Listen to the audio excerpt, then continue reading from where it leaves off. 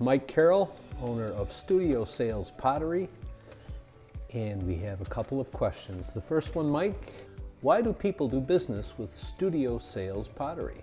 Studio Sales Pottery is three different things. One is a supply business where I sell equipment and materials to schools and colleges in Western New York. People do business with me because of my years of experience, and I would think the willingness I have to share information with teachers and other potters.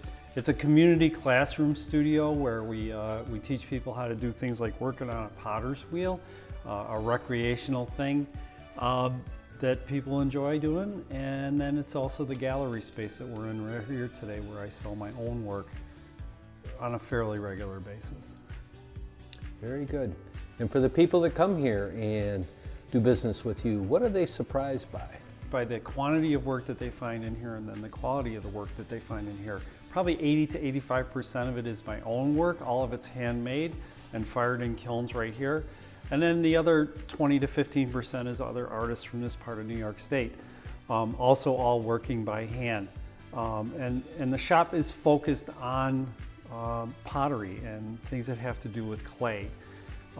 In the supply business, I think again people are surprised at the level and the amount of things that I stock, but again it's all very specific to pottery, so that's not a difficult thing to do. And then in the community classrooms, which have been sold out now for 2 years, I don't think anybody's surprised by what they find over there. They just want to be able to get in there and do it.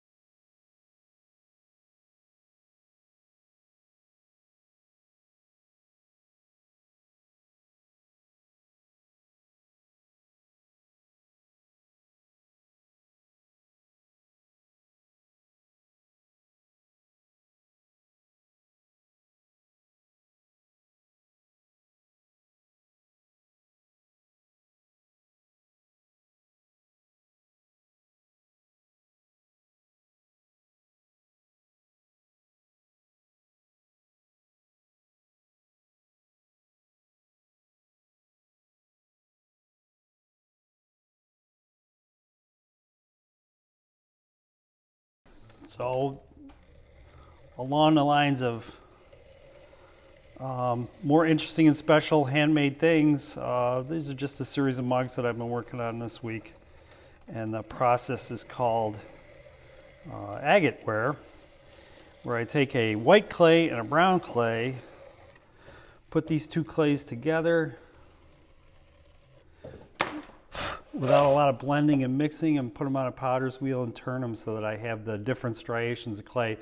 This is a nicely balanced piece, Got some interesting stuff happening here. Here's one Yeah. that's mostly brown, but it'll probably trim out and look nice with the swirl coming up this side.